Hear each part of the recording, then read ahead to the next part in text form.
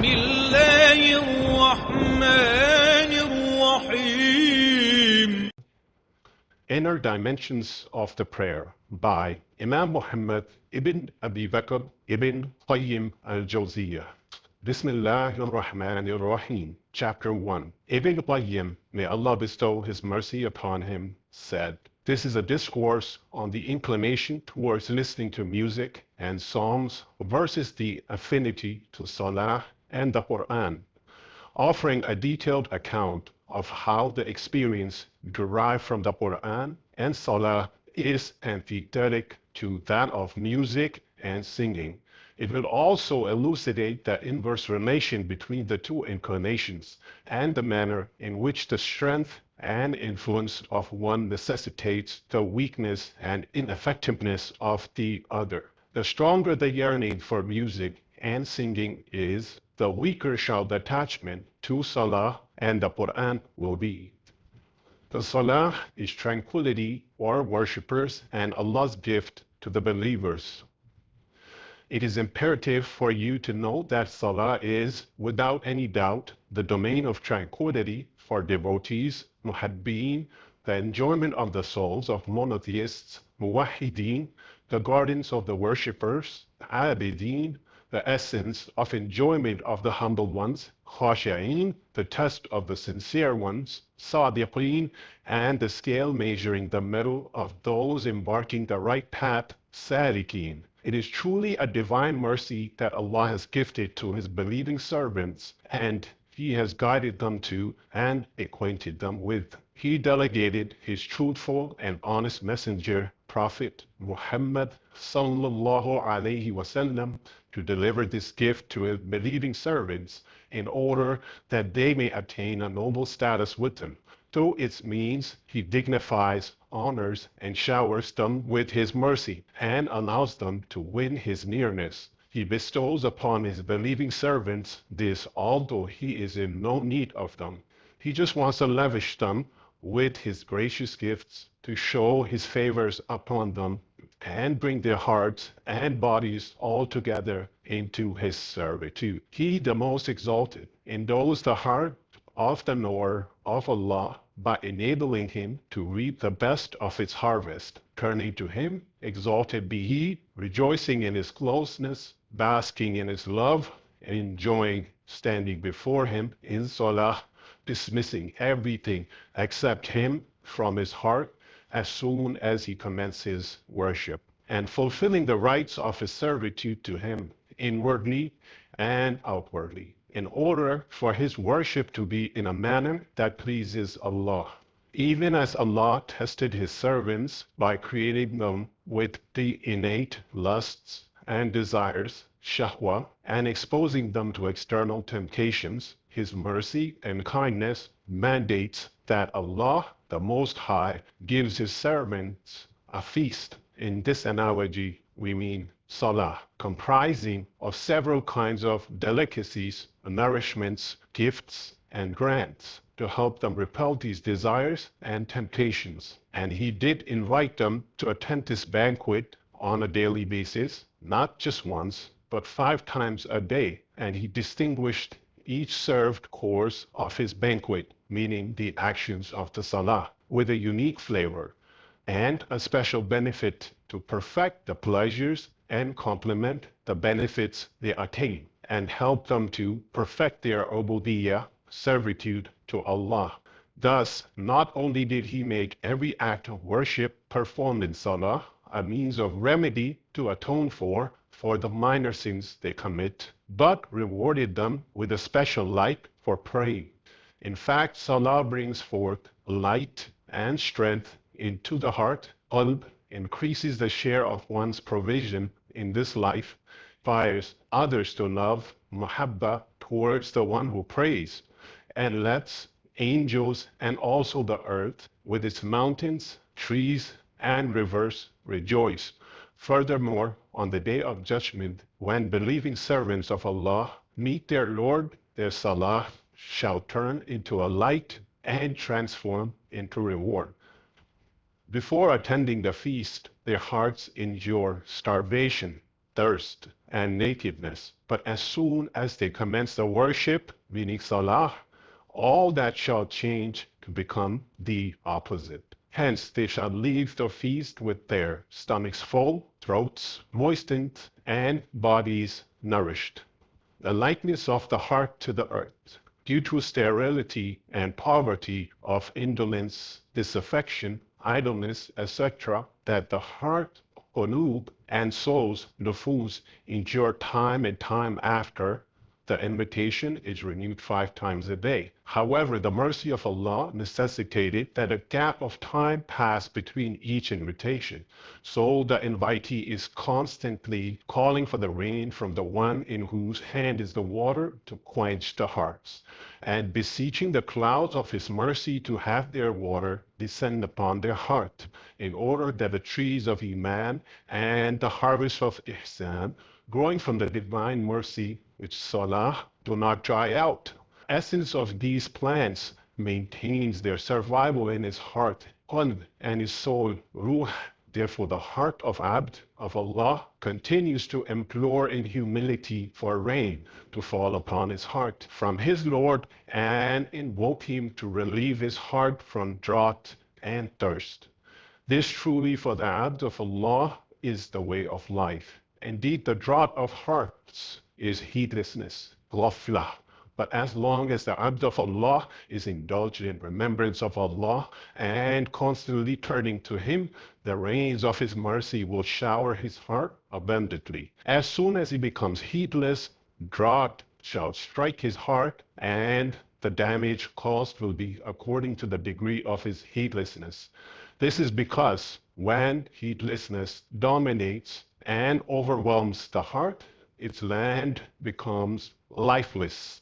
It shall produce no harvest for reaping, and the fire of desires will scorch it from every side, leaving the land bare after it was once rich with every different kind of vegetation. Nonetheless, as soon as the rain of mercy falls upon the heart of the Abd of Allah, the land of his Iman and deeds quivers, turns fertile, causing every lovely kind to grow thereon, sustained and nourished by the life-giving water.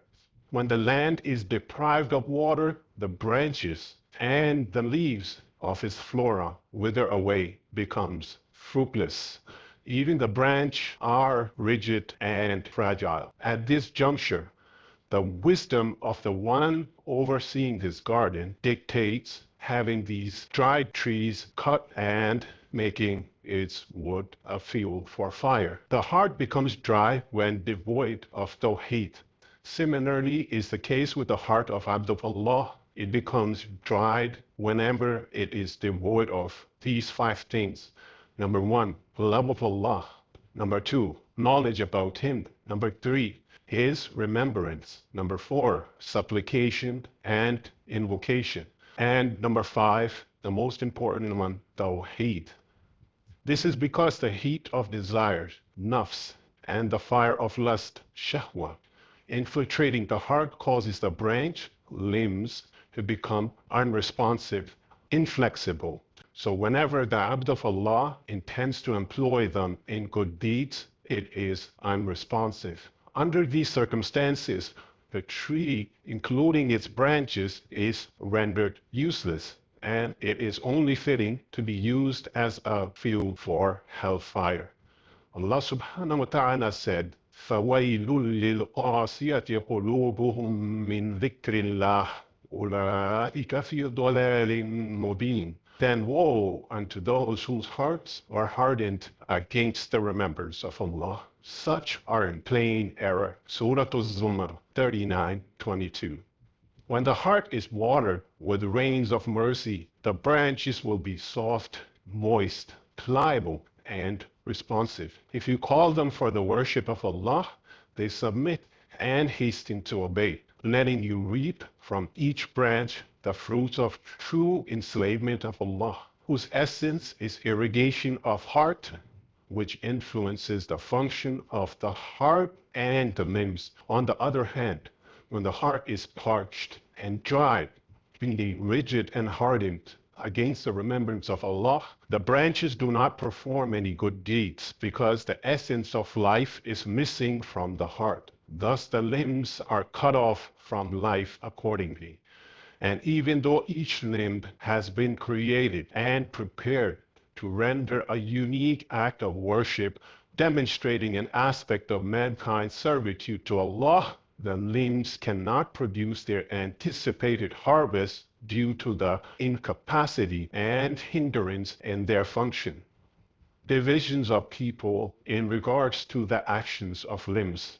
In light of this, people are of three kinds in regards to the actions of their limbs. Number one, those whose limbs are engaged in the service of their Lord to fulfill the purpose for which they were created. They are amongst the successful merchants who have made Allah's obedience to be their trade and livelihood, from which they yield the greatest profits. Salah has been prescribed in such a manner that the entire body follows the lead of the heart, so that each limb practices its individual act of worship, demonstrating its servitude to Allah. These are the category of people who have realized the grace of Allah upon them and have understood the true purpose behind the creation of their limbs, and therefore they dedicate their limbs to worshiping their Lord, all the while safeguarding them from being involved in matters that may displease Him. So they fulfill the duties and responsibilities of their servitude to Allah.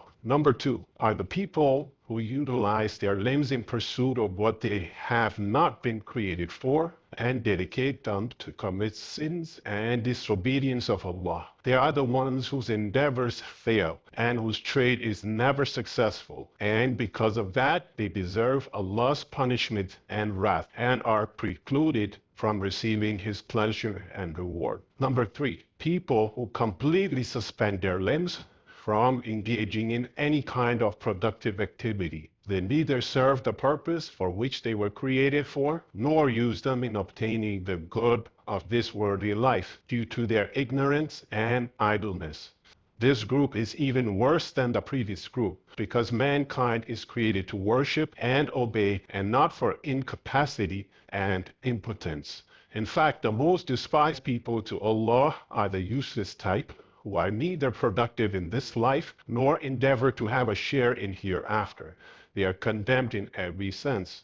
If a person is condemned when his endeavor are dedicated for this life only, then he will without doubt be more condemned and be a greater failure when his endeavor are dedicated neither for this life nor for hereafter. Parable in three types of people.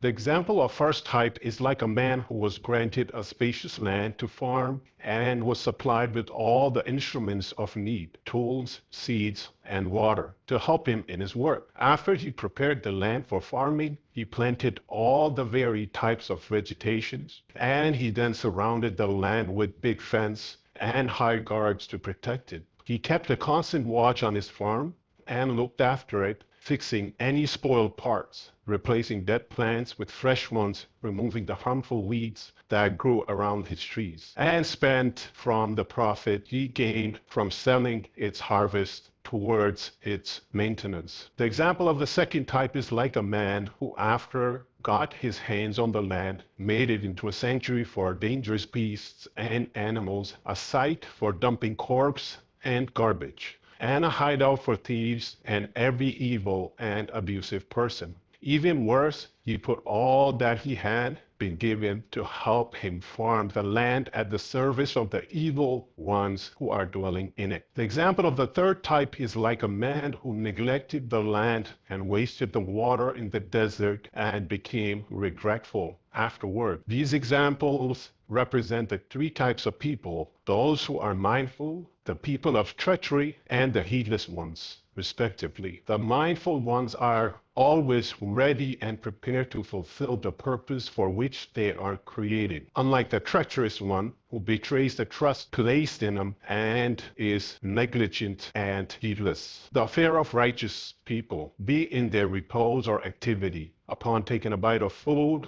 or a sip of drink, in their words or silences, in a state of sleep or awakening, is always reward and counted in their favor, and their worship and remembrance of Allah draws them nearer to Allah. In contrast, the actions of the people of heedlessness are recorded against them and brings them nothing but failure and loss, not to mention distancing them from Allah.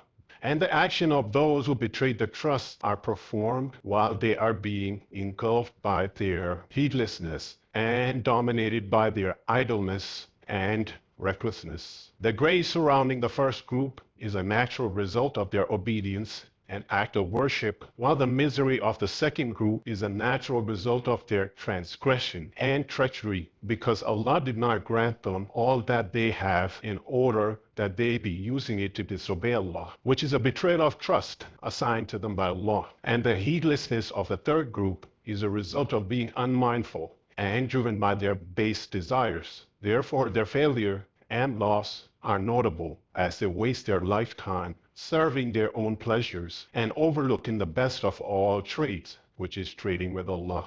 The wisdom behind Allah calling His believing slaves to Salah 5 times a day is to manifest His mercy upon them. Hence, He has facilitated for them within it a diverse abundance of actions and rites of worship, so that His believing slaves may enjoy the reward of every word, action, silence, and movement practiced therein.